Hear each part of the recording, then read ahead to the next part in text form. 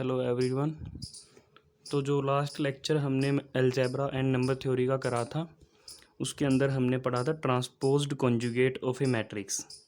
ठीक है, तो आज हम करेंगे determinant of a square matrix क्या होता है। तो determinant of a square matrix का मतलब क्या है? If A equals to a I J is a square matrix. अगर आपके पास कोई मैट्रिक्स है जो कि कैसी मैट्रिक्स है? स्क्वायर मैट्रिक्स है, then we can always associate an expression और a number which may be real और कॉम्प्लेक्स।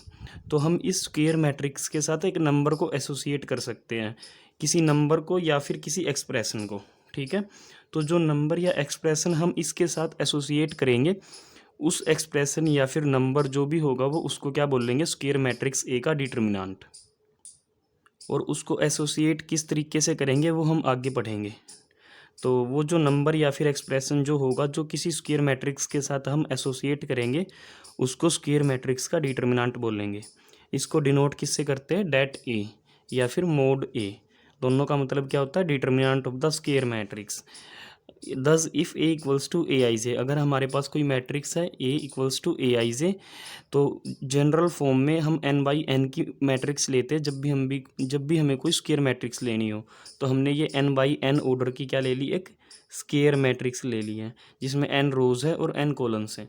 तो A11 A12 up to A1n, A21 A22 up to A2n, और similarly AN1 AN2 up to ANn।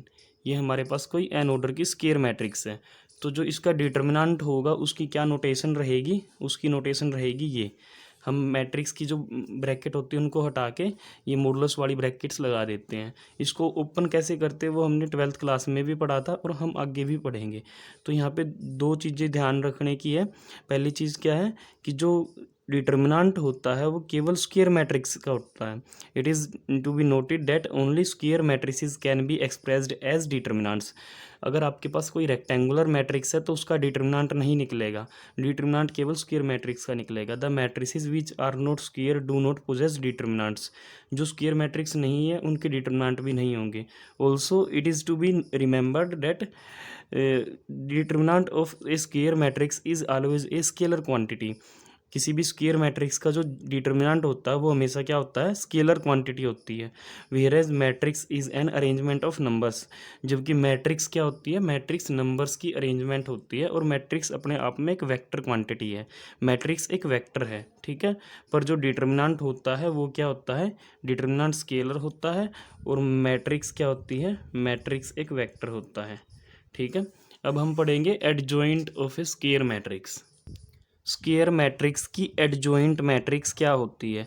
If A equals to a I j be n n rowed square matrix of order greater than equals to 2।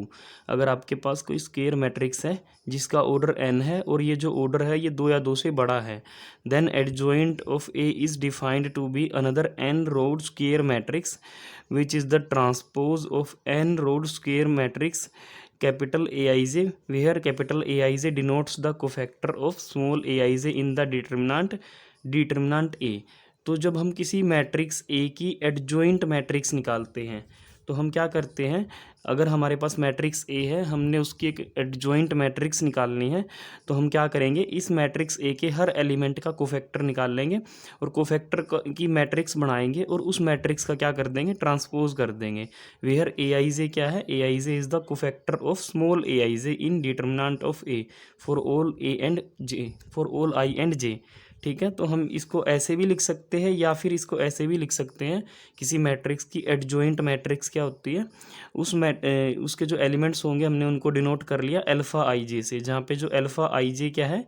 ये cofactor है किसका? ए जे आई element का, ठीक है। क्योंकि transpose करने से रो नंबर और कॉलम नंबर आपस में इंटरचेंज हो जाते हैं, तो इसलिए यहाँ पे जो अल्फ़ा आई जे प्लेस पे है वो ए जे आई एलिमेंट का कोफैक्टर मिलेगा, ठीक है। तो हम इसको ऐसे डिनोट कर सकते हैं। अगर हम इसको खोल के लिखेंगे तो इफ़ ए की वैल्यू ये है तो कोफैक्टर्स की जो मैट्रिक्स बनेगी उसको हम डिनोट करेंगे A11 A12 A1n, A21 A22 A2n, AN1 AN2 ANn, ठीक है। और इस मैट्रिक्स का जो ट्रांसपोज हम करेंगे तो जो मैट्रिक्स मिलेगी उस मैट्रिक्स को बोलेंगे एडजॉइंट मैट्रिक्स ऑफ ए, ठीक है। तो इस तरीके से एडजॉइंट निकालते हैं। इसके बाद एक थ्योरम है, ये इम्पोर्टेंट रिजल्ट है, बहुत इम्पोर्टेंट है।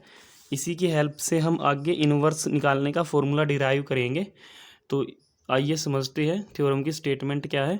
If capital A be a square matrix, अगर कैपिटल ए कैसी मैट्रिक्स है, स्केयर मैट्रिक्स है जिसका ऑर्डर n है, तो हमें प्रूफ क्या करना है, ए इंटू इट्स एडजॉइंट मैट्रिक्स या फिर adjoint matrix into the matrix A equal, ये दोनों इक्वल होंगे, साथ के साथ ये किसके इक्वल होंगे, determinant of A into identity matrix where I n denotes n rowed unit matrix, जहाँ पे आई एन क्या है, आई एन क्या है, एक एन ऑर्डर की स्क्वायर मैट्रिक्स है जो कि आइडेंटिटी मैट्रिक्स है अपने आप में।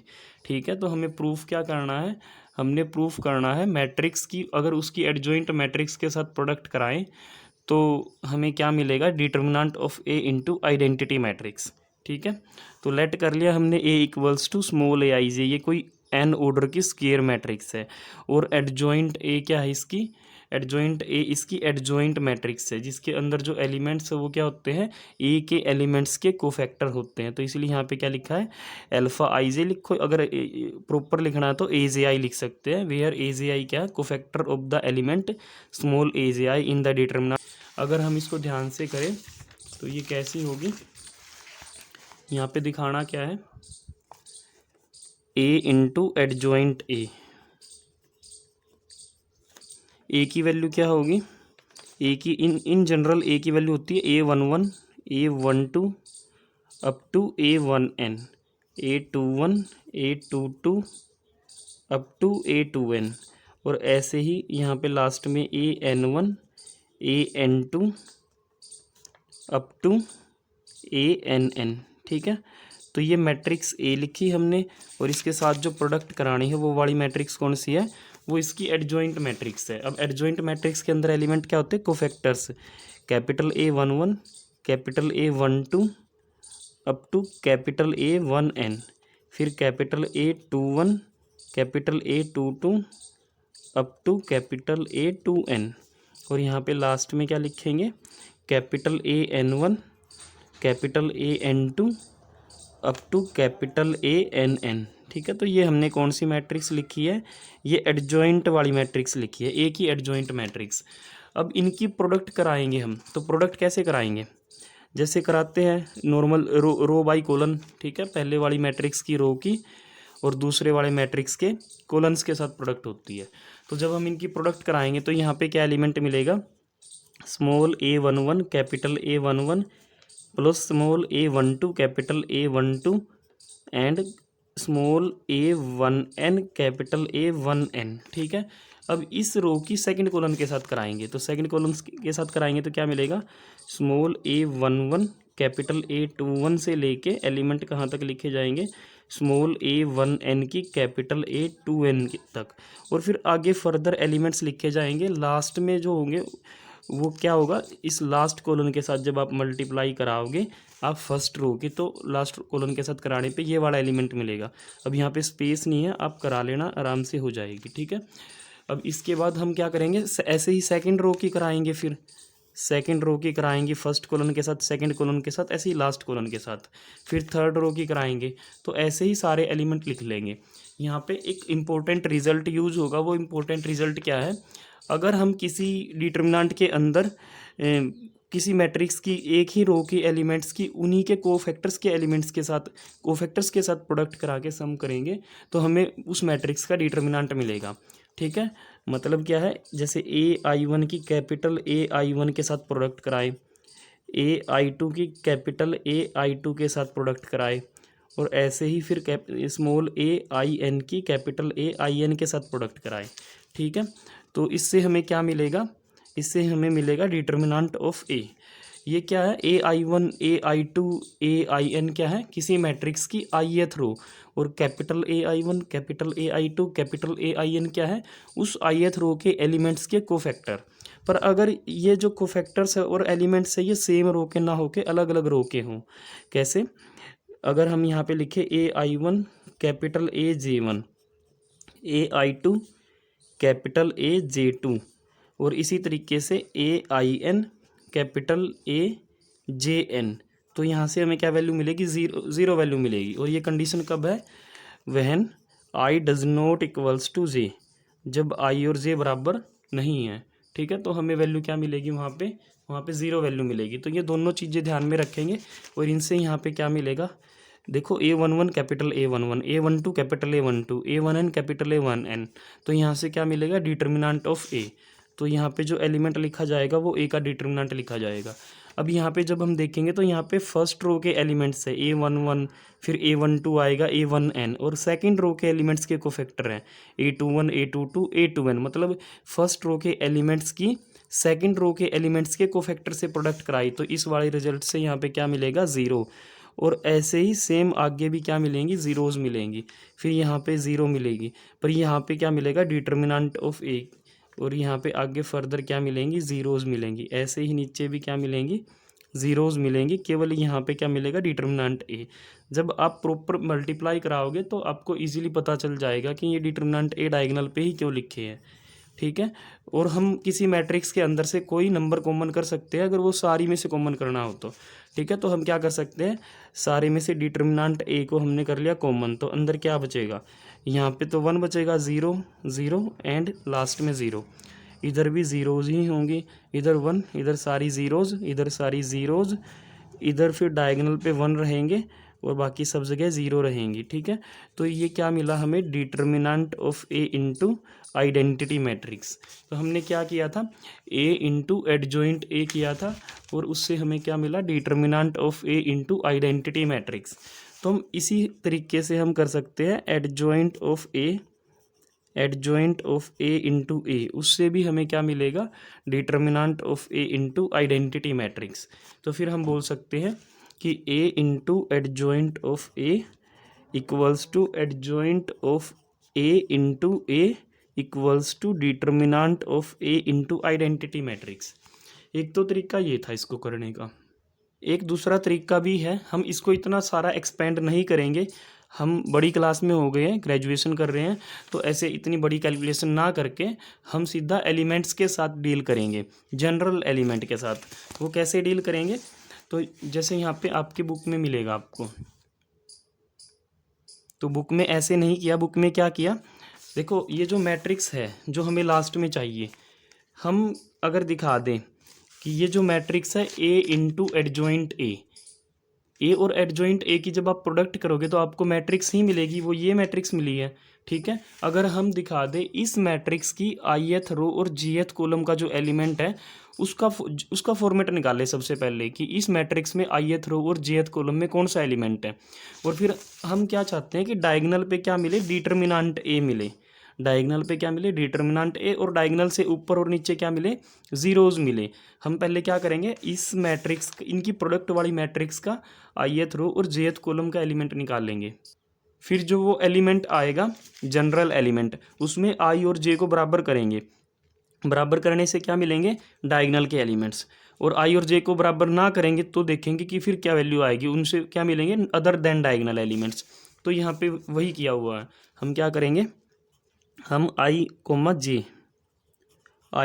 jth element, I, jth element of A into adjoint A, हम इस मैट्रिक्स का ith रो और jth कॉलम का एलिमेंट निकालेंगे, जनरल एलिमेंट, और फिर उसमें I और J को बराबर करेंगे, एक बार नॉट इक्वल करेंगे, तो वहाँ से इस टाइप का स्ट्रक्चर निकल के आएगा। कैसे, अगर हमें दो मैट्रिक्स की प्रोडक्ट करके कोई एलिमेंट ढूंढना है, ठीक है, तो हम क्या करेंगे, जैसे हमें दो मैट्रिक्स है हमारे पास, एक मैट्रिक्स A है, एक मैट्रिक्स B है, इनकी प्रोडक्ट करके एक मैट्रिक्स मिल गई है, ठीक है। इस मैट्रिक्स में अगर मेरे को कोई एलिमेंट चाहिए, suppose first row second column का एलिमेंट, तो उसके लिए क्या करूँगा, मैं इस मैट्रिक्स A की पहली रो को उठाऊंगा और B मैट्रिक्स के दूसरे कॉलम को उठाऊंगा और ऐसे प्रोडक्ट करा दूंगा कोरस्पॉन्डिंग एलिमेंट्स की, ठीक है, और सम कर लूँगा, तो उस सम करके जो आएगा वो क्या मिलेगा, फर्स्ट रो सेकंड कॉलम का एलिमेंट। तो अगर हमें ith रो और jth कॉलम का एलिमेंट चाहिए प्रोडक्ट के बाद जो मैट्रिक्स मिली है उस मैट्रिक्स का, तो मैं क्या करूँगा, जो प्री मैट्रिक्स है उसकी ith रो की पोस्ट मैट्रिक्स के jth कॉलम से मल्टीप्लाई करके सम कर लूँगा, तो वो जो भी एलिमेंट आएगा वो क्या आएगा, प्रोडक्ट करके जो मैट्रिक्स मिली है उस मैट्रिक्स की ith रो jth कॉलम का एलिमेंट। तो सेम यहाँ पे वही चीज़ अप्लाई करेंगे। कैसे करेंगे, अगर हमें I, jth एलिमेंट चाहिए A इंटू एडजॉइंट A का, तो हम क्या करेंगे, हम करेंगे सम किसका, पहले प्रोडक्ट करके फिर सम करते हैं, तो sum of products of elements of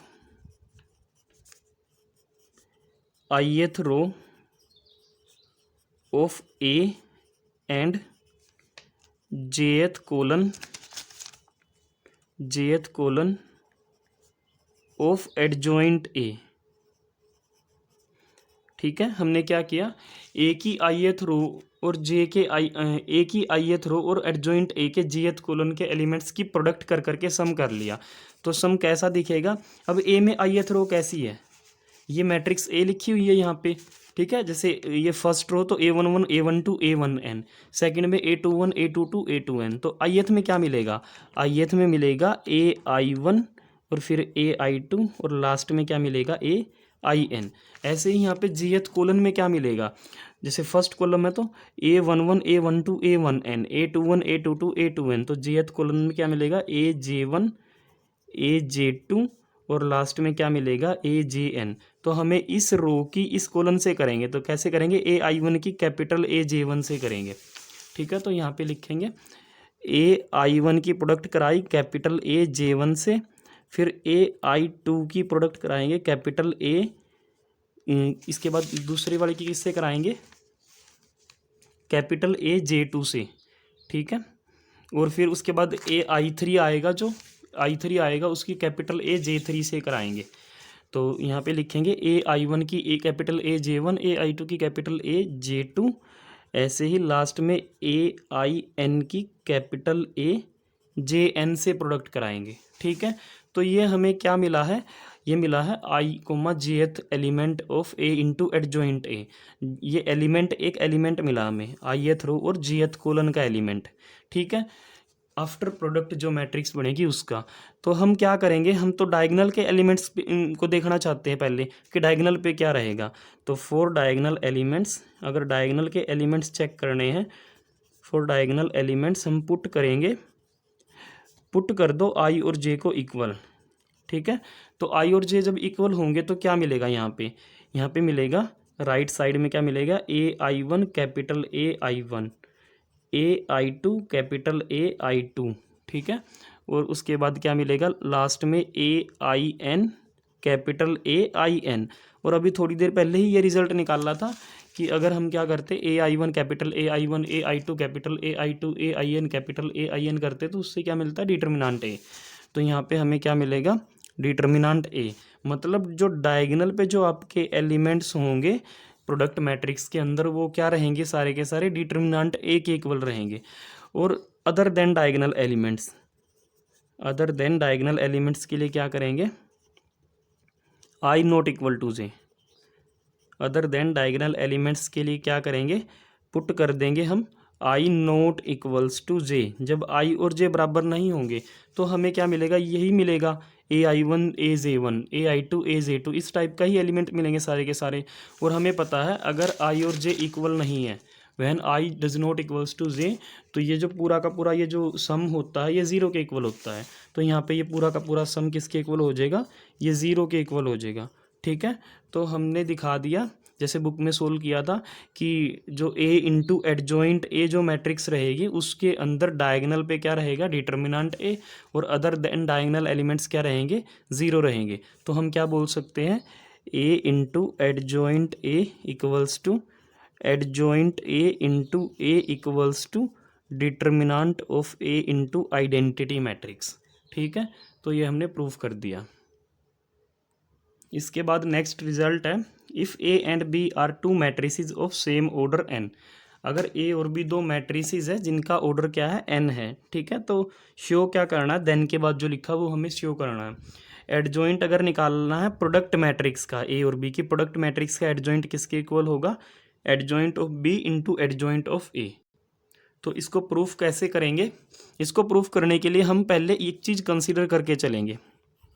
ठीक है, तो हमने क्या कंसीडर किया, consider A B into adjoint of B into adjoint of A. ठीक है, हमने ये प्रोडक्ट कंसीडर कर ली मैट्रिसेस की। और हम सभी को पता है मैट्रिक्स मल्टीप्लिकेशन एसोसिएटिव होती है। मतलब क्या है, अब यहाँ पे आप a इंटू बी करके फिर एडजॉइंट ऑफ b से मल्टीप्लाई करोगे, फिर एडजॉइंट a से, तो हम इसकी बजाय क्या कर सकते हैं, b और एडजॉइंट ऑफ b की पहले मल्टीप्लाई कर लेंगे बीच में। ठीक है, यहाँ पे परी में a लिख दिया, b into adjoint of b को एक ब्रैकेट में रखा, पीछे लिख दिया एडजॉइंट ऑफ a। ठीक है, तो ये क्यों लिख पाए, क्योंकि मैट्रिक्स मल्टीप्लीकेशन एसोसिएटिव होती है, इसके पीछे का रीज़न है। तो इसके बाद b इंटू एडजॉइंट b, अभी अभी हमने थोड़ी देर पहले एक रिजल्ट किया था कि मैट्रिक्स के साथ उसके एडजॉइंट मैट्रिक्स की मल्टीप्लाई करें तो हमें क्या मिलता है, determinant of that matrix into identity matrix. तो यहाँ पे b into adjoint of b से क्या मिलेगा, डिटर्मिनेंट b साथ में आइडेंटिटी, ये एज इट इज़ लिख दी बाकी चीज़ें।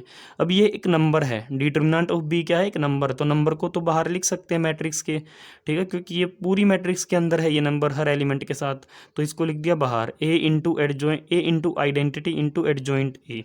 अब a इंटू आइडेंटिटी से तो a ही मिलेगा, adjoint a as it is, a into adjoint a फिर से वही प्रॉपर्टी लगा के determinant of a into identity matrix. ठीक है, और इसको लिख सकते हैं a b का डिटर्मिनेंट। सिमिलरली हम क्या करेंगे, ये वाला जो पोर्शन था इसको तो आगे लिखेंगे, adjoint of b into adjoint of a, और a b को लिख दिया पीछे। सेम काम करेंगे, उससे सेम सिमिलर प्रोसेस से आपको क्या मिलेगा, ए बी का डिटर्मिनेंट इनटू आइडेंटिटी मैट्रिक्स। ठीक है, अब फ्रॉम 1 and 2 से हम क्या इंप्लाई कर सकते हैं कि A B into adjoint of B into adjoint of A किसके इक्वल हो गया, adjoint of B into adjoint of A into A B equals to, दोनों केसेज में क्या आया, ए बी का डिटर्मिनेंट इंटू आइडेंटिटी मैट्रिक्स। इसको हमने थर्ड इक्वेशन का नाम दिया। ठीक है, अब हम क्या करेंगे, वही जो रिजल्ट हमने अभी थोड़ी देर पहले प्रूफ किया है उसको यूज़ करेंगे, पर वहाँ पे हमने एक मैट्रिक्स पे वो रिजल्ट पढ़ा है, सिंगल अगर कोई मैट्रिक्स लिखी होती है, पर अगर हम दो मैट्रिक्स की प्रोडक्ट कर ले तो उस पर भी वो रिजल्ट होल्ड करेगा, बस वो स्क्वायर मैट्रिक्स होनी चाहिए। तो हमें पता है a into adjoint of A equals to adjoint of A into A equals to determinant of A into identity matrix. ठीक है, अब यहाँ पे कोई भी स्क्वायर मैट्रिक्स आप लिखो, कोई दिक्कत नहीं है। जो ये a क्या है, ये एनी स्क्वायर मैट्रिक्स है, कोई भी स्क्वायर मैट्रिक्स क्यों ना हो, हर एक स्क्वायर मैट्रिक्स के लिए ये बड़ा रिजल्ट होल्ड करेगा। अब ए और बी कैसी मैट्रिक्स है, दोनों की दोनों स्क्वायर मैट्रिक्स है सेम ऑर्डर की, तो ए इंटू बी करोगे तो वो भी क्या बनेगी, स्क्वायर मैट्रिक्स। तो यहाँ पे आप ए की जगह ए बी लिख सकते हो, तो भी रिजल्ट होल्ड करेगा, क्योंकि ए बी भी एक स्क्वायर मैट्रिक्स है एन ऑर्डर की। तो यहाँ पे बस वही किया है, ए को हटा के ए बी लिखा, एडजॉइंट ऑफ ए बी लिखा, equals to adjoint of A B into A की जगह ए बी लिख दिया, इक्वल्स टू ए के डिटर्मिनेंट की जगह ए बी का डिटर्मिनेंट इंटू आइडेंटिटी। ठीक है, अब ये जो चीज़ है ये दोनों तो सेम है, तो थर्ड और फोर्थ इक्वेशन से क्या इंप्लाई कर सकते हैं, A B into adjoint of A B equals to adjoint of A B into A B, ये किसके इक्वल हो गया, A B into adjoint of B into adjoint of A. तो ये वाली चीज़ उठा के इसके इक्वल कर दी। अब परी में दोनों के ए बी मल्टीप्लाई कर रखी है तो सेम चीज़ मल्टीप्लाई कर रखी है, तो पोस्ट वाली भी मैट्रिसेस सेम हो जाएंगी। एडजॉइंट ऑफ ए बी किसके इक्वल होगी, adjoint of B into adjoint of A के इक्वल। अब इसके बाद दो इंपॉर्टेंट रिजल्ट हैं, if A is a non singular matrix of order N, अगर ए कैसी मैट्रिक्स है, नॉन सिंगुलर। नॉन सिंगुलर कौन सी होती है, जिनके determinant not equal to zero होते हैं, देन एडजॉइंट ऑफ ए का जो डिटर्मिनेंट होगा वो किसके इक्वल होगा, डिटर्मिनेंट ऑफ ए की पावर n माइनस वन। तो सबसे पहले तो हम डिटर्मिनेंट निकालते किसका है, हम मैट्रिक्स का डिटर्मिनेंट निकालते हैं, और जो एडजॉइंट हम निकालते हैं किसी मैट्रिक्स का वो भी क्या होता है अपने आप में, एक स्क्वायर मैट्रिक्स होती है ना, बस कोफैक्टर्स को रख के ट्रांसपोज करके एक मैट्रिक्स ही बना लेते हैं। तो एडजॉइंट ए क्या है, स्क्वायर मैट्रिक्स है, और स्क्वायर मैट्रिक्स के ही डिटर्मिनेंट निकलते हैं, इसीलिए ये जो लिखा हुआ ना लेफ्ट साइड में ये मीनिंगफुल चीज़ लिखी हुई है, एडजॉइंट ऑफ ए का डिटर्मिनेंट। ठीक है, तो ये किसके इक्वल आएगा, ए का जो डिटर्मिनेंट है उसकी पावर n माइनस वन कर देंगे, ये दोनों चीज़ें बराबर होंगी। और दूसरे पार्ट में क्या दिखाना है, एडजॉइंट ऑफ एडजॉइंट ए किसके इक्वल है, डिटर्मिनेंट ऑफ ए की power n minus two into A matrix. तो पहले वाला पार्ट प्रूफ करेंगे। अब उसमें क्या गिवन है, ए नॉन सिंगुलर है, ए नॉन सिंगुलर है तो इसका मतलब ए का determinant not equal to zero रहेगा। अब वही दोबारा से वो प्रॉपर्टी जो थोड़ी देर पहले प्रूफ करी थी, A into adjoint A equals to adjoint A into A equals to determinant A. ठीक है, हमने यहाँ पे बस इतना सा ही यूज़ किया, बीच वाला पोर्शन छोड़ दिया। ठीक है, अब हम क्या करेंगे, हमें क्या चाहिए, एडजॉइंट ए का डिटर्मिनेंट चाहिए, तो यहाँ पे एडजॉइंट ए मैट्रिक्स लिखी हुई है, तो इसका दोनों तरफ डिटर्मिनेंट कर देते हैं यहाँ पे, टेकिंग डिटर्मिनेंट बोथ साइड।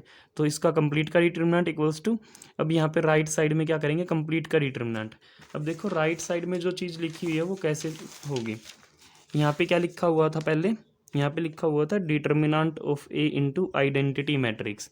अगर हम इसको ओपन करेंगे तो ये क्या बनेगी, डिटर्मिनेंट दिखेगा आपको डायगोनल पे बस। ठीक है। ये जो डिटर्मिनेंट ए लिखा हुआ है ये एक नंबर है, सभी को पता है डिटर्मिनेंट या तो नंबर बनेगा या एक्सप्रेशन बनेगा।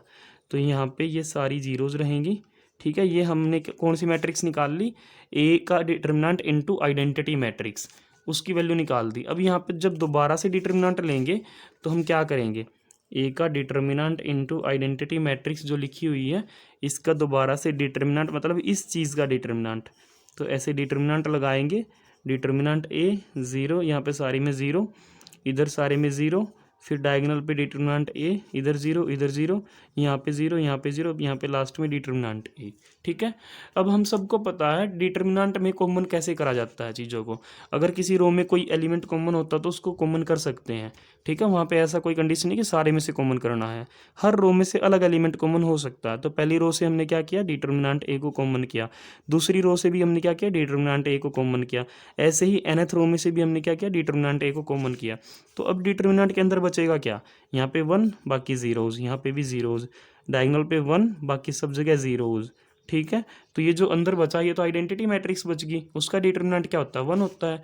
तो आपको डिटर्मिनेंट करके क्या मिलेगा, डिटर्मिनेंट ऑफ ए की पावर, कितनी बार कॉमन हुआ डिटर्मिनेंट, जितनी रोज थी उतनी बार, n रोज थी तो डिटर्मिनेंट ऑफ ए की पावर क्या लिखी जाएगी, n लिखी जाएगी, ठीक है। तो इसलिए यहाँ पे क्या लिखा गया है, दोनों तरफ जब हमने डिटर्मिनेंट लगाया तो लेफ्ट साइड का डिटर्मिनेंट तो दोनों पे सेपरेट कर लिया, ए पे भी और एडजॉइंट ए पे भी, और राइट साइड में क्या किया इन्होंने, determinant of A into identity का होल डिटर्मिनेंट को कैसे लिखा, डिटर्मिनेंट ऑफ ए की पावर n, ये कॉमन कर लिया हर रो में से, और बचेगा आइडेंटिटी का determinant, determinant of A into adjoint of A का डिटर्मिनेंट किसके इक्वल हो जाएगा, ये तो वैल्यू 1 हो जाएगी तो खाली ये बचेगा।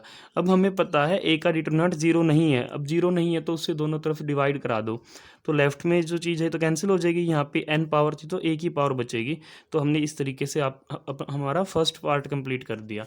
अब ऐसे ही हम करेंगे सेकंड पार्ट। सेकंड पार्ट में कुछ नहीं करना, जो ये फॉर्मूला आपने यहाँ पे लिखा था फर्स्ट इक्वेशन में, हमें क्या चाहिए बेसिकली, यहाँ पे एडजॉइंट ऑफ एडजॉइंट ए, यहाँ पे क्या है, खाली एडजॉइंट ए है, तो हम इस ए मैट्रिक्स को रिप्लेस कराएंगे एडजॉइंट ए मैट्रिक्स के साथ, ठीक है।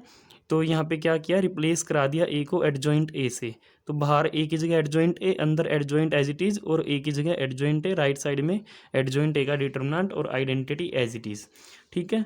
तो अब राइट साइड में क्या किया हमने, एडजॉइंट ऑफ ए का डिटर्मिनेंट क्या होता है, डिटर्मिनेंट ऑफ ए की पावर n-1, तो यहाँ पे क्या लिखा, डिटर्मिनेंट ऑफ ए उसकी पावर n-1, ये मिस्टेक है, यहाँ पे ए नहीं आएगा, ठीक है, अभी नहीं आएगा ए, ये गलती से लिखा गया आइडेंटिटी एज इट इज़।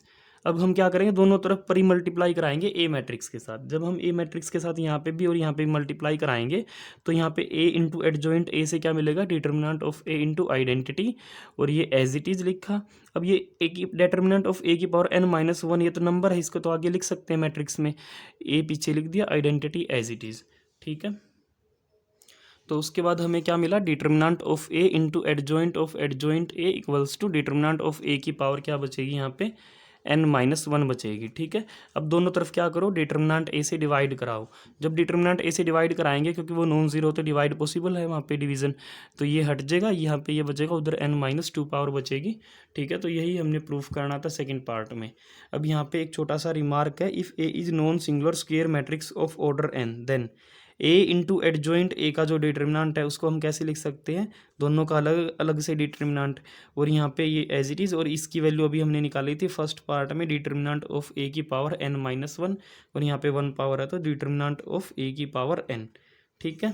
तो ये एक रिमार्क था। उसके बाद एक थ्योरम है छोटी सी, the adjoint of a non singular matrix is non singular, कि अगर मैट्रिक्स नॉन सिंगुलर है तो एडजॉइंट भी क्या रहेगा, नॉन सिंगुलर मैट्रिक्स रहेगी। तो ईजी है बिल्कुल, क्योंकि हमने अभी फर्स्ट पार्ट किया था, एडजॉइंट ए का जो डिटर्मिनेंट निकला था वो ए के डिटर्मिनेंट की n-1 पावर करी थी। अब अगर ए नॉन सिंगुलर है तो उसका डिटर्मिनेंट 0 नहीं होगा, और उसका डिटर्मिनेंट 0 नहीं है तो उसकी कितनी भी फाइनाइट पावर करो वो 0 नहीं आएगा, ठीक है। तो n-1 करके भी वो 0 नहीं बनेगा, तो इसका मतलब डिटर्मिनेंट ऑफ ए का जो एडजॉइंट ए का जो डिटर्मिनेंट है वो नॉट इक्वल टू 0 है, तो वो नॉन सिंगुलर है, ठीक है। ये ईजी सा है, इसको कर लेना। अगर ए स्क्वायर मैट्रिक्स है तो एडजॉइंट निकाल लो आप ए ट्रांसपोज का, या फिर एडजॉइंट ए का निकाल के ट्रांसपोज करो, दोनों इक्वल रहेंगे, ठीक है। अब हम इसके बाद डिफाइन करते हैं इनवर्स ऑफ ए मैट्रिक्स।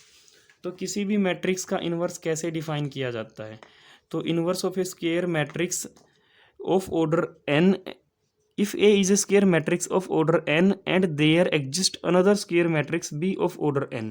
अगर हमारे पास एक स्क्वायर मैट्रिक्स है A जिसका ऑर्डर कितना है n, ठीक है, तो और एक दूसरी मैट्रिक्स अगर एग्जिस्ट कर जाए, there exist another square matrix B, वो भी स्क्वायर मैट्रिक्स होनी चाहिए और उसका भी ऑर्डर n होना चाहिए, और वो मैट्रिक्स कैसी हो, such that A into B equals to B into A equals to identity matrix. मतलब क्या है, उस मैट्रिक्स की आप ए मैट्रिक्स के साथ पोस्ट मल्टीप्लाई कराओ या फिर उस मैट्रिक्स को आप ए मैट्रिक्स के साथ परी मल्टीप्लाई कराओ, दोनों केसेस में आंसर इक्वल होने चाहिए, मतलब कम्यूट करे एक दूसरे के साथ और साथ में आइडेंटिटी मैट्रिक्स बने।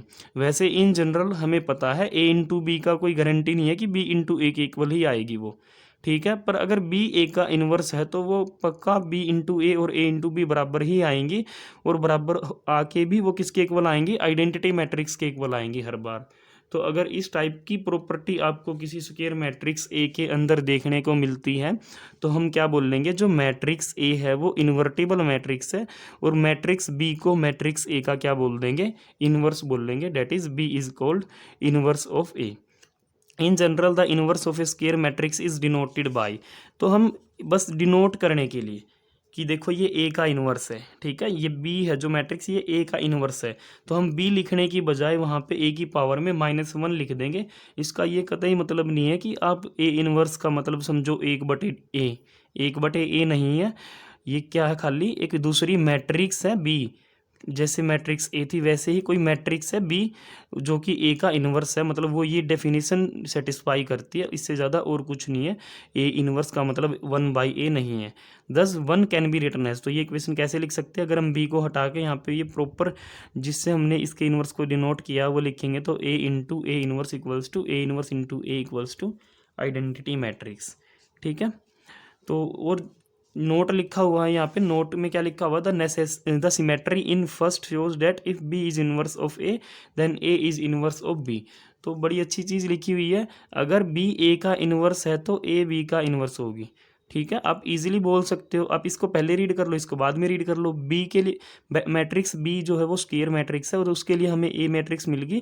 कैसी मैट्रिक्स है कि अब बी इंटू ए करो या ए इंटू बी करो बराबर आते हैं और आइडेंटिटी के इक्वल आते हैं, तो इसका मतलब तो बी का इन्वर्स ए बनेगा, ठीक है। तो अगर ए का इन्वर्स बी है तो बी का इन्वर्स ए रहेगा, यहाँ पे सिमेट्री होल्ड करेगी, मतलब ए इन्वर्स का जो इन्वर्स होगा वो कौन होगा, मैट्रिक्स ए ही रहेगी। क्यों, क्योंकि बी ए इन्वर्स था और बी इन्वर्स मतलब ए इन्वर्स का इन्वर्स, वो ए रहेगा। दूसरी बात, a rectangular matrix can not possess an inverse, rectangular matrix में इन्वर्स नहीं मिलता मैट्रिक्स का। क्यों नहीं मिलता, because for the product A B and B A to be defined and equal, अगर आपको ए बी और बी ए को डिफाइन करना है, पहली बात तो ज़रूरी नहीं है अगर ए इंटू बी पॉसिबल है तो बी इंटू ए भी पॉसिबल हो, ऐसा कोई ज़रूरी नहीं है, ठीक है। तो वो डिफाइंड हो और इक्वल हो, it is necessary that both A and B should be square matrix. अगर आपको ए इंटू बी और बी इंटू ए दोनों प्रोडक्ट को डिफाइन करना है तो उसके लिए कंडीशन क्या है, ए और बी दोनों की दोनों स्क्वायर मैट्रिक्स ही होनी चाहिए, तभी वो पॉसिबल है। रेक्टेंगुलर मैट्रिक्स में ऐसा ज़रूरी नहीं है, ठीक है। अब इसके बाद एक थ्योरम है कि अगर किसी मैट्रिक्स का इन्वर्स निकलेगा तो वो यूनिक होगा। इंपॉर्टेंट रिजल्ट है, inverse of every square matrix if it exist is unique, मतलब अगर किसी स्क्वायर मैट्रिक्स का इन्वर्स निकलता है तो की बात है, अगर नहीं निकलता तो फिर तो बात ही नहीं करेंगे। अगर किसी स्क्वायर मैट्रिक्स का इन्वर्स निकलता है तो वो हमेशा यूनिक होगा, मतलब एक मैट्रिक्स के एक से ज़्यादा इन्वर्स नहीं हो सकते। तो वही लेट करके चलेंगे, ए स्क्वायर मैट्रिक्स है, एन ऑर्डर की है, और हम इसको कैसे प्रूफ करेंगे, हम लेट करेंगे इफ़ पॉसिबल बी और सी दो इन्वर्स लेट कर लिए हमने, मैट्रिक्स ए के हमने दो इन्वर्स लेट करे, एक मैट्रिक्स बी एक मैट्रिक्स सी, और हमें शो क्या करना, बी और सी जो दो अलग इन्वर्स लेट करे हैं वो अलग नहीं है, वो एक ही मैट्रिक्स है, तो उससे यूनिकनेस प्रूफ होएगी। तो अब बी और सी जब अलग इन्वर्स मान ही लिए हैं तो अब वो इन्वर्स की डेफिनेशन तो सेटिस्फाई करेंगे, तो इसीलिए हमने लिखा since B is inverse of A, क्योंकि बी ए का इन्वर्स है तो आप डेफिनेशन लगाओ A B equals to B A equals to identity matrix. Similarly अब सी भी तो ए का इन्वर्स है तो वहाँ पे भी लिखेंगे A into C equals to C into A equals to identity matrix, ठीक है। Now again since A B C are all square matrix, अब ए बी सी सारी स्क्वायर मैट्रिक्स है और सेम ऑर्डर की है, टाइप का मतलब होता है ऑर्डर ऑफ द मैट्रिक्स, तो C into A into B defined है, ठीक है, कोई भी अगर आप प्रोडक्ट करते हैं ना मैट्रिक्स के अंदर, तो पहले अपने आप को क्लियर जरूर कर लेना कि ये जो प्रोडक्ट लिखी हुई है क्या ये डिफाइंड भी होगी या नहीं होगी, क्योंकि हम सबको पता है मैट्रिक्स की प्रोडक्ट करने के लिए वहाँ पे पहली मैट्रिक्स के कॉलम नंबर दूसरी मैट्रिक्स की रो नंबर इक्वल होनी चाहिए। अगर वो इक्वल नहीं है तो वो प्रोडक्ट डिफाइंड ही नहीं होगी। ठीक है, तो यहाँ पे सी ए बी तीनों सेम ऑर्डर की मैट्रिक्स थी, तो प्रोडक्ट तो डिफाइंड होगी पक्का। ठीक है, तो प्रोडक्ट हमने कर ली C into A into B. Associative property का यूज़ करेंगे, matrix multiplication is associative, so we can write C into A into B equals to, C अलग से लिख दिया, ए और बी को पहले प्रोडक्ट करा लिया। तो ए इंटू बी को हमने क्यों लिखा आइडेंटिटी, क्यों, क्योंकि बी ए का इन्वर्स था, तो A B equals to identity हो गया। और यहाँ से सी इंटू आइडेंटिटी करोगे, ये भी डिफाइंड रहेगी क्योंकि सी भी एन ऑर्डर की है, आइडेंटिटी भी एन ऑर्डर की, और किसके इक्वल आएगी, सी की इक्वल आएगी। सिमिलरली हम क्या करेंगे, सी और ए को पहले प्रोडक्ट करेंगे, तो सी और ए की प्रोडक्ट क्या हो जाएगी, आइडेंटिटी, आइडेंटिटी इंटू बी क्या रहेगा, बी मैट्रिक्स। ठीक है, तो यहाँ पे क्या मिला हमें, सी इंटू ए इंटू बी करके, एक बार तो सी मिला है, एक बार बी मिला है। अब लेफ्ट साइड सेम है तो राइट भी सेम रहेगी, this implies B equals to C. मतलब अगर आपके पास कोई भी मैट्रिक्स है, स्क्वायर मैट्रिक्स, और उसका इन्वर्स अगर एग्जिस्ट करता है, if it exist then it must be unique, तो वो इन्वर्स हमेशा कैसा रहेगा, यूनिक रहेगा। अब इसके बाद बहुत ही इंपॉर्टेंट थ्योरम है, मोस्ट इंपॉर्टेंट थ्योरम है, necessary and sufficient condition for a square matrix to be invertible. मतलब क्या है इसका, कि अगर कोई स्क्वायर मैट्रिक्स का इन्वर्स निकलता है, मैट्रिक्स इन्वर्टिबल है, तो उसके लिए नेसेसरी कंडीशन क्या है, उस मैट्रिक्स का डिटर्मिनेंट का नॉट इक्वल टू जीरो होना। ठीक है, अगर डिटर्मिनेंट जीरो हो गया तो मैट्रिक्स का इन्वर्स नहीं निकलेगा। आप इसको ऐसे भी रीड कर सकते हो नेसेसरी कंडीशन को। सफिशिएंट कंडीशन का मतलब क्या है, अगर किसी मैट्रिक्स ने ये कंडीशन सेटिस्फाई कर दी तो गारंटीड उसका इन्वर्स निकल जाएगा, इतना सफिशिएंट है उसको इन्वर्टिबल होने के लिए कि वो ये कंडीशन सेटिस्फाई करे। ठीक है, तो the necessary and sufficient condition for a square matrix A to be invertible is that A is non singular. अगर कोई मैट्रिक्स ए है, उसको इन्वर्टिबल मैट्रिक्स अगर बनना है, स्क्वायर मैट्रिक्स है, उसको इन्वर्टिबल मैट्रिक्स अगर बनना है, तो उसके लिए एक नेसेसरी सफिशिएंट कंडीशन है कि वो नॉन सिंगुलर हो, मतलब उसका determinant not equal to zero होना चाहिए। अगर इन्वर्टिबल है मैट्रिक्स तो पक्का determinant not equal to zero मिलेगा, और अगर determinant not equal to zero है तो वो पक्का इन्वर्टिबल हो जाएगी। ठीक है, ये होता है नेसेसरी और सफिशिएंट कंडीशन। इसको हम if and only if condition भी बोलते हैं। तो द कंडीशन इज नेसेसरी, सबसे पहले हम नेसेसरी पार्ट प्रूफ करेंगे कि अगर मैट्रिक्स का इन्वर्स निकलता है तो जरूरी ऐसा ही होगा, नेसेसरी है कि ऐसा होगा ही होगा, determinant not equal to zero आएगा। ठीक है, it is given that A is invertible, तो पहले लेके चलेंगे ए इन्वर्टिबल मैट्रिक्स है, we have to prove that A is non singular, और प्रूफ क्या करेंगे, ए नॉन सिंगुलर है। सिंस ए इज़ इन्वर्टिबल, अब ए इन्वर्टिबल है तो डेफिनेशन लगाएंगे इन्वर्टिबल की, वो क्या थी कि भाई मैट्रिक्स के लिए दूसरी मैट्रिक्स मिलेगी, उसका नाम बी रख दिया हमने। बी मैट्रिक्स कैसी होगी, ए इंटू बी करोगे, बी इंटू ए करोगे, सेम आएगा और आइडेंटिटी आएगी, तो वही लिख दिया। अब हम इंटरेस्टेड किस में हैं, हम तो ए के डिटर्मिनेंट में इंटरेस्टेड है कि उसका डिटर्मिनेंट क्या आएगा, उसकी वैल्यू जानना चाहते हैं। तो दोनों तरफ डिटर्मिनेंट ले लो, यहाँ पे भी डिटर्मिनेंट ले लिया, यहाँ पे भी, यहाँ पे भी, तो डिटर्मिनेंट को सेपरेट कर सकते हैं अलग अलग से, तो हमने सेपरेट कर लिया। ठीक है, अब यह आइडेंटिटी का डिटर्मिनेंट बनेगा। आइडेंटिटी का डिटर्मिनेंट तो 1 होता है जो कि नॉट इक्वल टू जीरो है, तो यहाँ से हमें क्या मिला, ए का डिटर्मिनेंट इंटू बी का डिटर्मिनेंट इक्वल्स टू 1।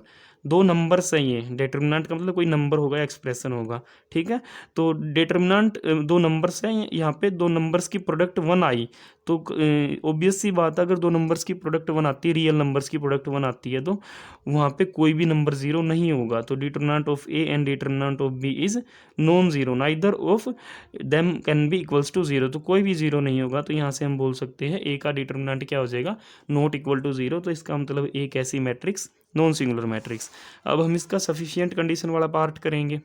उसके लिए हम क्या करेंगे, हम लेके चलेंगे डिटर्मिनेंट जीरो नहीं है, और क्या दिखाएंगे, मैट्रिक्स ए का इन्वर्स निकलता है।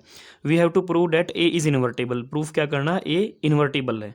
ठीक है, तो now since A is a square matrix, अब हमें पता है भाई ये तो स्क्वायर मैट्रिक्स है, तो थोड़ी देर पहले एक इंपॉर्टेंट रिजल्ट किया था जिसमें मैंने बताया था कि इसको मैट्रिक्स का इन्वर्स निकालने के लिए जो फॉर्मूला बनता है उसमें यूज़ करेंगे, तो वही रिजल्ट दोबारा लिखा, A into adjoint A into A equals to determinant of A into identity matrix. ठीक है, अब ए का डिटर्मिनेंट जीरो नहीं है, तो जो नॉन जीरो चीज़ें होती है मैथ्स में उनसे डिवाइड करा सकते हैं, तो थ्रू आउट डिटर्मिनेंट ऑफ ए से डिवाइड कराया, यहाँ पे भी लिख दिया, यहाँ पे भी लिख दिया, और यहाँ पे लिखा तो ये कैंसिल आउट होके खाली आई एन बच गया यहाँ पे। ठीक है, अब देखो एडजॉइंट ऑफ ए क्या है, एक मैट्रिक्स, और डिटर्मिनेंट ऑफ ए क्या है, एक नंबर। मैट्रिक्स को नंबर से डिवाइड करने का मतलब है उस मैट्रिक्स की हर एलिमेंट को, हर एंट्री को नंबर से डिवाइड करा देना। तो ये जो ब्रैकेट में यहाँ पे लिखी है ये पूरी की पूरी एक मैट्रिक्स है, यहाँ पे भी वो सेम मैट्रिक्स लिखी है, ये भी एक मैट्रिक्स है। यानी ए मैट्रिक्स की आपने इस मैट्रिक्स के साथ प्रोडक्ट कराई, या फिर इस मैट्रिक्स की प्रोडक्ट कराई ए मैट्रिक्स के साथ, दोनों केसेज में आंसर सेम आ रहे हैं। यानी ये जो ब्रैकेट में मैट्रिक्स लिखी है ये ए के साथ कम्यूट कर रही है, कम्यूट तो कर रही है, साथ के साथ जो प्रोडक्ट हमें मिली है वो आइडेंटिटी मैट्रिक्स मिली है। और थोड़ी देर पहले हमने डेफिनेशन भी तो यही पढ़ी थी कि A into B equals to B into A क्या होगी, आइडेंटिटी। तो क्या बोलेंगे, एक ऐसी मैट्रिक्स है इन्वर्टिबल, और जो बी मैट्रिक्स है वो ए का इन्वर्स था। अब यहाँ पे बी कौन है, ये पूरी की पूरी जो मैट्रिक्स यहाँ पे ब्रैकेट्स में लिखी है, तो B equals to adjoint of A into upon determinant of A. ठीक है, तो हम बोल सकते हैं ए इन्वर्टिबल मैट्रिक्स होगी, और उसका इन्वर्स कौन बनेगा, ये जो साइड में मैट्रिक्स लिखी है। दस B is inverse of A, तो हम क्या बोल सकते हैं, जो मैट्रिक्स बी है वो ए का इनवर्स है, यानी A is invertible and A inverse equals to adjoint of A divide by determinant of A. ठीक है, तो ये एक फॉर्मूले की तरह यूज करा है हमने 12th क्लास में भी, तो आज इसका हमने प्रूफ कर लिया। ठीक है, अगर डिटर्मिनेंट जीरो हो जाए तो मैट्रिक्स का इन्वर्स नहीं निकलेगा। तो वही रिमार्क मैंने नोट में लिखा इसने, singular matrix can not have inverses. Singular matrix मतलब जिनके डिटर्मिनेंट जीरो होते हैं, उन मैट्रिक्स के कोई इन्वर्स नहीं निकलते, और ये एक फॉर्मूले की तरह रखेंगे, इसको याद करके रखेंगे। उसके बाद है रिवर्सल लॉ फॉर इन्वर्स, ये भी इम्पोर्टेंट है। ठीक है, इससे क्वेश्चन करना ईजी हो जाएगा। Reversal law of for inverse का मतलब क्या है, अगर ए और बी दो नॉन सिंगुलर, मतलब दोनों के दोनों मैट्रिक्स कैसी है, नॉन सिंगुलर है। नॉन सिंगुलर वर्ड आते ही आप समझ जाना मैट्रिक्स का इन्वर्स निकलेगा, क्योंकि वो कंडीशन अभी अभी हमने करी है, वो नेसेसरी एंड सफिशिएंट कंडीशन है इन्वर्स निकालने के लिए। ठीक है, तो ए और बी नॉन सिंगुलर मैट्रिक्स है, सेम ऑर्डर की है, तो ए इंटू बी का अगर हमें इन्वर्स निकालना है तो इन्वर्स क्या होगा, B inverse into A inverse. ठीक है, तो हम इसको सोल्व करके देखेंगे, इसको कैसे सोल्व किया जाएगा।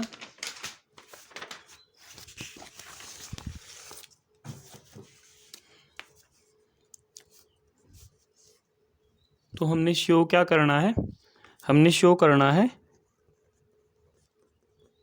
If A and B are non singular. अगर ए और बी कैसी मैट्रिक्स है, नॉन सिंगुलर मैट्रिक्स है, देन इनकी प्रोडक्ट का जो इन्वर्स होगा, ए बी का जो इन्वर्स होगा वो किसके इक्वल होगा, B inverse into A inverse. ये हमने शो करना है। ठीक है, तो इसका इन्वर्स, इसको शो करने के लिए क्या करेंगे, जो हम कंडीशन हमने डेफिनेशन में पढ़ी थी, क्या पढ़ी थी, अगर ए का इन्वर्स बी है तो A B equals to B A equals to क्या होना चाहिए, आइडेंटिटी। ठीक है, तब हम बोल लेंगे कि ए का इन्वर्स बी है। अब ए का इन्वर्स बी को बनाने के लिए क्या कंडीशन है, इस ए मैट्रिक्स की बी मैट्रिक्स के साथ मल्टीप्लाई कराओ दोनों तरीके से, और हर बार क्या आनी चाहिए, आइडेंटिटी आनी चाहिए एन ऑर्डर की, अगर ए का ऑर्डर एन है। ठीक है, मतलब जिसका इन्वर्स हम निकालना चाहते हैं उसकी मल्टीप्लाई उसके जिसको इन्वर्स बोल रहा है उसके साथ प्रोडक्ट करानी है दोनों तरफ से। तो यहाँ पे भी सेम काम करेंगे, तो हम कंसीडर करके चलेंगे, consider A B into B inverse into A inverse. ठीक है, क्योंकि इसका हमें इन्वर्स निकालना, जो मैंने सर्कल के अंदर बंद करी है, जैसे यहाँ पे ए का इन्वर्स था तो ए की बी से मल्टीप्लाई कराई थी, तो यहाँ पे ए बी का इन्वर्स है तो ए बी की जो इन्वर्स बनता है उसके साथ मल्टीप्लाई कराई हमने। ठीक है, यहाँ से हम क्या कर सकते हैं, A as it is B into B inverse को पहले लिख लेंगे, क्यों, क्योंकि मैट्रिक्स मल्टीप्लीकेशन कम्यूटेटिव होती है, और पीछे से लिख दिया हमने ए इन्वर्स। ठीक है, अब इसको कैसे लिख सकते हैं, A as it is B into B inverse तो आइडेंटिटी हो जाएगा, A inverse as it is, यहाँ से ए इंटू आइडेंटिटी ए, और ये A inverse as it is, तो यहाँ से हमें क्या मिला, आइडेंटिटी मैट्रिक्स। ठीक है, सिमिलरली हम प्रूफ करेंगे उसको पहले लिख के, B inverse into A inverse को पहले लिख दिया और ए बी को लिख दिया पीछे। ठीक है, यहाँ पे भी फिर से वही काम करेंगे, ए इनवर्स और ए को पहले मल्टीप्लाई करा लेंगे बाई एसोसिएटिव प्रॉपर्टी, और बी को लिख दिया पीछे। तो यहाँ पे बी इनवर्स इंटू बीच में बनेगी आइडेंटिटी, पीछे से बी लिखा, बी इनवर्स इंटू आइडेंटिटी तो बी रहेगा, बी इंटू बी इनवर्स क्या बनेगा, आइडेंटिटी मैट्रिक्स। तो हम बोल सकते हैं कि ए बी का जो इनवर्स है वो किसके इक्वल हो जाएगा, B inverse into A inverse. तो ये था आपका रिवर्सल लॉ ऑफ इनवर्सिस। ठीक है, और अगर हम यहाँ पे क्या करें, एक से ज़्यादा मैट्रिक्स ले ले, सपोज A1 A2 AN, तो उसके केस में भी ये रिजल्ट होल्ड करेगा। कैसे? जैसे A इंटू बी का इन्वर्स निकाला था तो पहले लास्ट वाली मैट्रिक्स का इन्वर्स लिखा, फिर उससे जस्ट पहले वाली का लिखा, तो यही काम यहाँ पे करेंगे। पहले AN का इन्वर्स लिखेंगे, फिर AN-1 मैट्रिक्स जो होगी उसका इन्वर्स, ऐसे लिखते लिखते लास्ट सेकंड लास्ट में A2 का इन्वर्स और सबसे लास्ट में A1 का इन्वर्स लिखेंगे।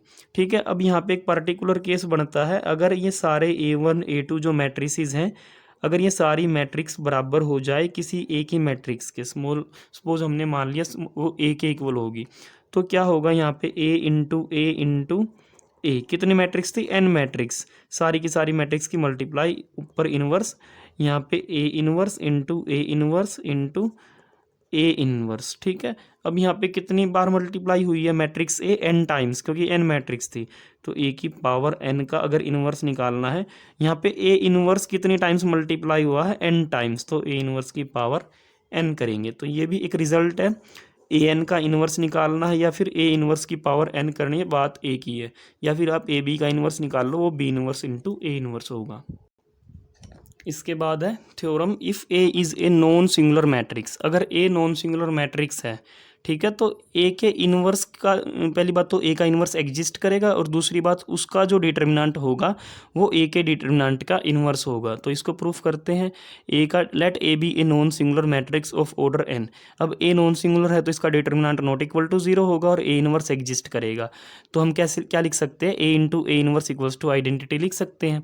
ठीक है, दोनों तरफ डिटर्मिनेंट करो, तो यहाँ पे इसका डिटर्मिनेंट, आइडेंटिटी का डिटर्मिनेंट वो 1 होता है, और डिटर्मिनेंट दोनों मैट्रिक्स का अलग से सेपरेट कर लिया।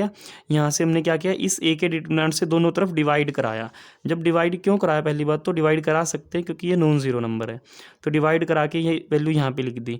तो A इनवर्स का जो डिटर्मिनेंट है वो किसके इक्वल हो गया? 1 अपॉन डिटर्मिनेंट ऑफ A, या ऐसे लिखो या फिर इसको ऊपर लिखो, तो आप लिख सकते हैं determinant of A inverse equals to determinant of A का होल इनवर्स। ठीक है, नेक्स्ट थ्योरम है, if A is non singular matrix then A transpose is also non singular matrix, और A ट्रांसपोज का इनवर्स क्या होगा? A इनवर्स का transpose होगा। छोटी सी थ्योरम है, इजीली प्रूफ करी जा सकती है। ऐसे ही सेम ये है, A नॉन सिंगुलर मैट्रिक्स है, A theta is also non singular matrix होगी, और इसका थीटा, A थीटा मतलब कॉन्जुगेट ट्रांसपोर्ट, उसका इनवर्स करेंगे तो वो क्या होगा?